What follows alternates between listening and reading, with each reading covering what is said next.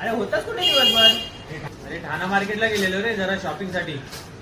दिवाळीची शॉपिंग करायची होती ना म्हणून. झाली की नाही मग शॉपिंग? कपडे, फटाके, कंदील घेतला का? अरे काय सांगू तुला, कंदील घ्यायला गेलो.